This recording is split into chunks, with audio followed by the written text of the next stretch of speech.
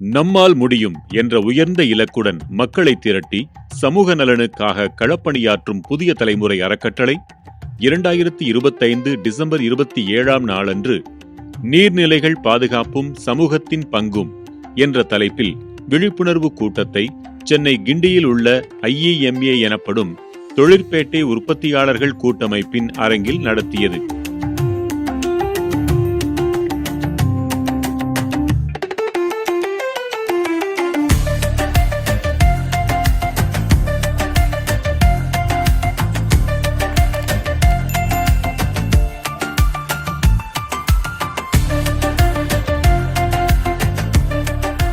கடந்த 15 ஆண்டு காலமாக நம்மால் முடியும் என்ற தலைப்பில் தமிழகமெங்கும் ஆயிரக்கணக்கான நீர்நிலைகளுக்கு புத்துயிரூட்டி அப்பகுதி மக்களுக்கு விழிப்புணர்வூட்டி பராமரிக்க செய்து வருகிறது புதிய தலைமுறை அறக்கட்டளை.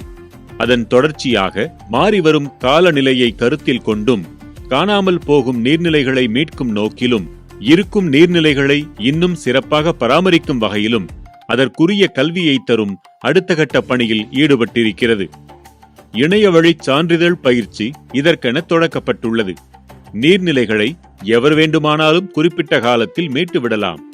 ஆனால் ஒரு சமூகம் நினைத்தால் மட்டுமே அதை தொடர்ந்து பராமரிக்க முடியும்.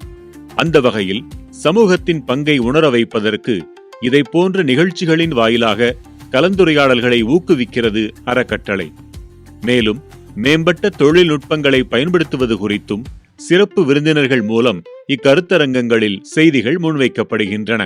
புதிய தலைமுறை அறக்கட்டளை திட்டங்கள் பிரிவு பொது மேலாளர் சுரேஷ் கண்ணன் ஒருங்கிணைத்த இக்கருத்தரங்கின் தொடக்கமாக ஊடக பிரிவு பொது மேலாளர் வேங்கட பிரகாஷ் வரவேற்புரை ஆற்றினார். நீர்நிலைகள் பாதுகாப்பும் சமூகத்தின் பங்கும் அப்படின்ற அந்த விழிப்புணர்வு கூட்டத்திற்கு வருகை தந்திருக்கும் அனைவரையும் அன்புடன் வரவேற்கிறேன். பெற்ற தாயை காப்பது பராமரிப்பது எப்படி என்று பயிலரங்கம் நடத்தும் அளவிற்கு வந்து சேர்ந்திருக்கிறோம். தாய் வாழும்போது அவள் மானத்தை காப்பதற்கு இருமுழம் துணி கொடுக்காமல் ஒருவாய் கஞ்சி ஊற்றாமல் அவள் சென்ற பிறகு கும்பகோணத்தில் போய் கோதானம் செய்தானாம் ஒருவன். அப்படித்தான் நாம் இந்த புவி தாய்க்கு செய்து கொண்டிருக்கிறோம். மார்கழி மாதம் நல்ல பனி, இப்படி ஒரு பனியை 100 ஆண்டுகளாக நாம் கண்டதில்லை என்று அங்கலாய்க்கிறோம்.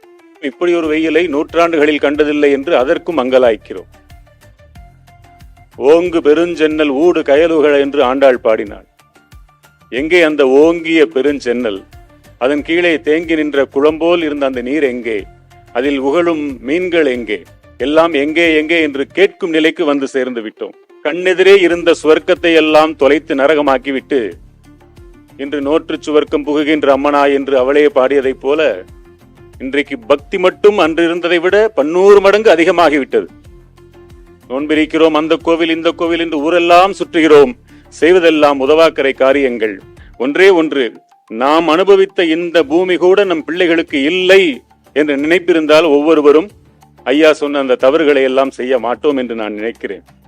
குளங்களில் வீடுகளால் நிரப்பினால் வீடுகள் வெள்ளத்தால் நிரப்பப்படும் என்பது இயற்கையின் நியதி. அனைத்திற்கும் அனைவரும் தான் காரணம். நமது முக்கிய கேள்வி, அழிவதற்குள் அறிவால் திருந்த போகிறோமா அல்லது அழிந்த பிறகு அந்த அனுபவத்தை கொண்டு திருந்த போகிறோமா? இதுவே இன்று நம் முன் எழுந்திருக்கின்ற கேள்வி.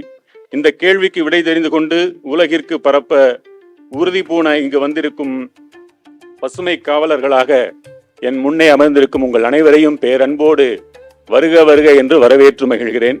அறக்கட்டளையின் செயலாளர் வே வெங்கடகிரி கருத்தரங்கத்தின் நோக்கத்தையும் மாற்றத்திற்கான அனைவரது பங்கை வலியுறுத்தியும் பேசினார். எந்தெந்த கிராமத்துல எல்லாம் நாங்க போய் ஏரி குளத்தை சுத்தம் பண்றோமோ அங்க ஒரு குழு ஆரம்பிக்கிறோம். அந்த குழு மாசம் ஒரு வாட்டி சந்திக்கணும்ட்டு நாங்க அதுக்கான முயற்சிகள் எடுக்கிறோம். அந்த முயற்சி நடக்குது. ஸோ ஆக IITயோட ஒரு MOU, ஒரு ஆன்லைன் கோர்ஸ், அதுக்கப்புறம் ஒவ்வொரு கிராமமா நாங்க இந்த நீர்நிலை பாதுகாப்பு குழு அமைச்சுட்டு வரோம். இப்போ ஸ்ரீபெரும்புத்தூர்ல ஒரு பெரிய நிறுவனம், அந்த நிறுவனத்தோட நாங்க பேசிட்டு இருக்கோம். ஸ்ரீபெரும்புத்தூர் ஏரியால அங்க இருக்கிற ஏரி குளங்களை சுத்தம் பண்றதுக்காக எங்களோட பேச்சுவார்த்தை நடத்திட்டு இருக்காங்க. இந்த மாதிரி சமுதாயத்துல ஆசிரியர்கள் இருக்காங்க, மாணவர்கள் இருக்காங்க, தொழில் முனைவோர் இருக்காங்க, வாலண்டியர்ஸ் இருக்காங்க. இவங்க எல்லாருமே எப்படி நீர்நிலைகளை சுத்தம் பண்றதுல அவங்களுடைய பங்களிப்பு எப்படி இருக்க போகுது அப்படின்றத எல்லாருடைய இன்புட்டும் வாங்கி நம்ம செயல்படுத்தணும்னு நினைக்கிறோம். நாங்க வந்து ஒரு 101% we are an NGO, we are a pure play NGO.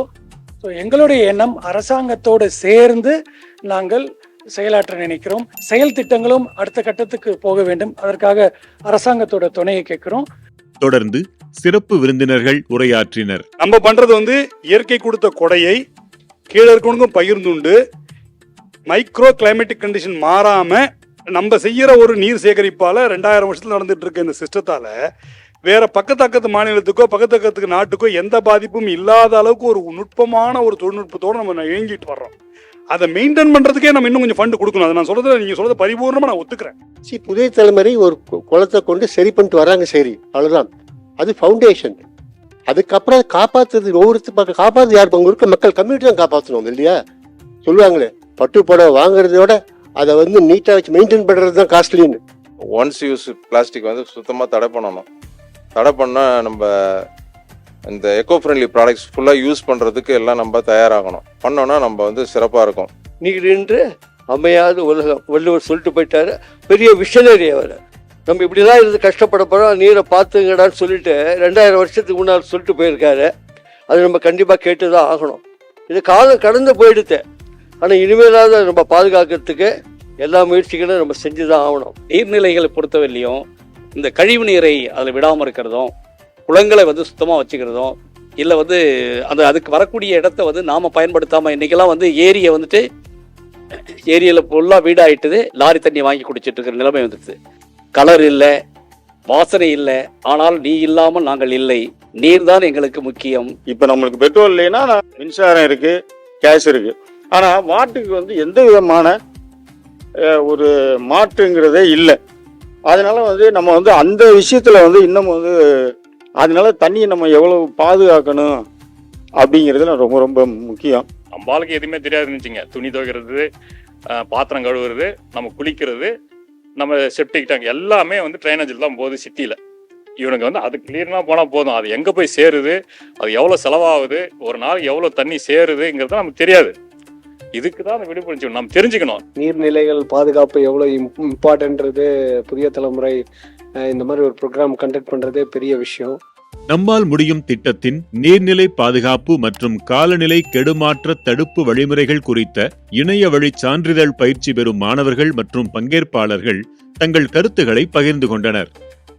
சுற்றுச்சூழல் தொடர்பான பிரச்சனைகளை நம்மளே ஆராய்ந்து அதற்கு தீர்வு காணும் ஒரு திறனையும் எனக்குள்ள நான் வளர்த்துக்கிட்டேன். அதுக்கு காரணம் இந்த நம்மால் முடியும் ஆன்லைன் சர்டிஃபிகேட் கோர்ஸ் தான்.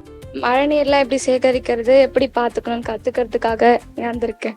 எப்படி சுத்தமாக வச்சுக்கலாம் நீர்நிலைங்களை, ப்ளஸ் வந்துட்டு நம்மளோட கான்ட்ரிபியூஷன், அதுக்கான நம்மளோட கான்ட்ரிபியூஷன் என்னன்றது நம்ம போடணும். நான் எப்படி என்விரான்மெண்ட்டை க்ளீன் அண்ட் சேஃபாக கற்றுக்கிறதுக்காக வந்திருக்கேன். எனக்கு இங்கே வந்தது ஒரு புது அனுபவமாக இருக்குது. நீர்நிலைகளை பற்றி நல்லதையும் கெட்டதையும் கற்றுக்கலான்னு வந்திருக்கேன்.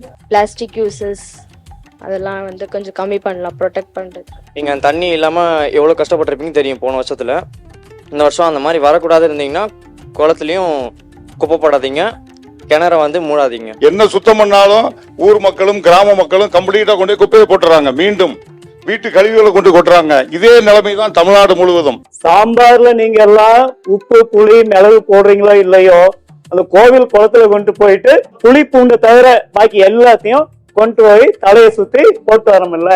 குளங்கள் இருக்கக்கூடிய நீர்நிலை எவ்வளவு மாசுபடும். சோழர்கள் வெட்டிய சோழகங்கம், வீரநாராயணபுரம் என்று பல ஏரிகளை நாம் இன்று பார்க்கிறோம். மனித ஆற்றலை கொண்டு உருவாக்கப்பட்ட ஏரிகள் எந்த காலத்தில் 1000 ஆண்டுகளுக்கு முன்பு. இன்றைக்கு இயந்திரங்கள் வந்துவிட்டன.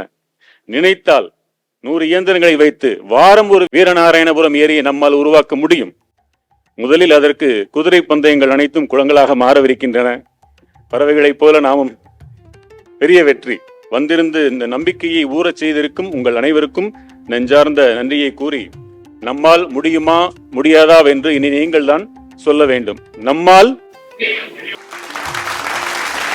புதிய தலைமுறை அறக்கட்டளையின் இத்தகு சீரிய முயற்சிகளில் நீங்களும் இணைந்து கொள்ளலாம்.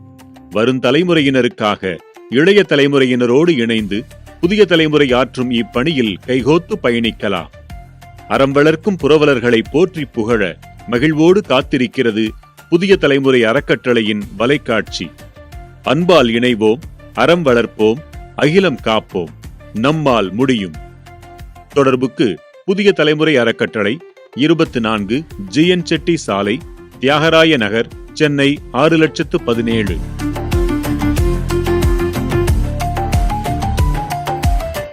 இக்காணொளி உங்களுக்கு பயனுள்ளதாக இருந்தால் விருப்ப குறியிடுங்கள்.